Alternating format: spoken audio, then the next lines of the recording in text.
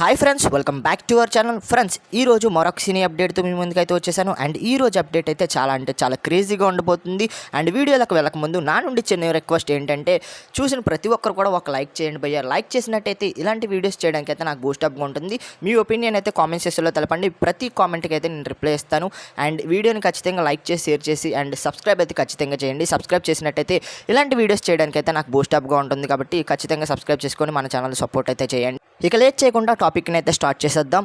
Varanasi, Paradise, NTR Neel Dragon movie pan world మూవీస్కి ఎటువంటి hype ఉందో మీ అందరికీ తెలిసిందే.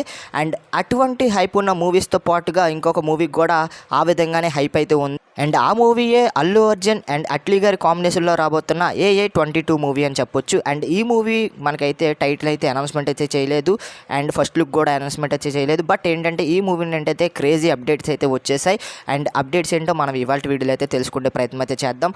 ముందుగా చూసుకున్నట్లయితే ఈ మూవీ స్టోరీ విషయానికి వచ్చినట్టయితే ప్యారలర్ యూనివర్స్తో మనకైతే ఈ మూవీ అయితే ఉండబోతుంది అనమాట. అండ్ ప్యారలర్ యూనివర్స్ అంటే మనకి అవెంజర్స్ లాంటి మూవీస్లో మనకైతే ప్యారలర్ యూనివర్స్ గురించి అయితే చెప్పారు.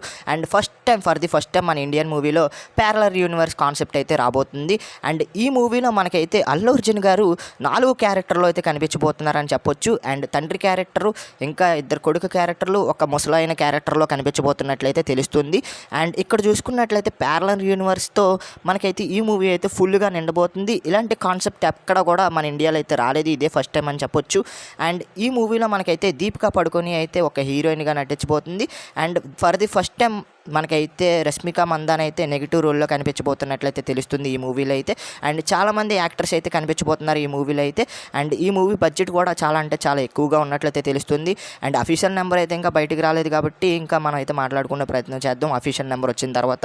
అండ్ ఈ మూవీ అయితే పాన్ ఇండియా కాదు, పాన్ వరల్డ్ మూవీ. అండ్ ఈ మూవీ అయితే మనకి భారీ కలెక్షన్స్ వచ్చే అవకాశాలు అయితే ఉన్నాయి. అండ్ అల్లు అర్జున్ గారు అయితే ఈ మూవీలో చాలా మంచిగా కనబడబోతున్నారు. అండ్ యాక్టింగ్ అయితే ఎరగదీస్తున్నారు, మంచి లుక్స్లో కనిపించబోతున్నారు. అండ్ ఈ మూవీ కూడా హాలీవుడ్ రేంజ్లోనే ఉండబోతున్నట్లు మనకైతే తెలుస్తున్న సమాచారం అయితే. అండ్ ఈ మూవీలో 4 రూల్ అంటే అల్లు అర్జున్ గారు అయితే యాక్టింగ్ గురించి మీకు ప్రత్యేకంగా చెప్పక్కర్లేదు, పుష్పలో ఎరగదీశారని చెప్పొచ్చు.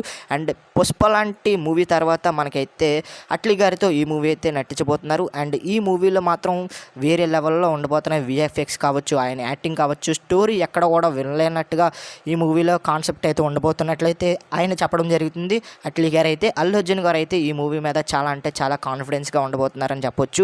అండ్ ఈ మూవీలో VFX అయితే వేరే విధంగా ఉండబోతుంది, ఒక కొత్త ప్రపంచాన్ని చూపిస్తున్నామని ఆయన అయితే చెప్పడం జరిగింది అట్లీ గారు అయితే.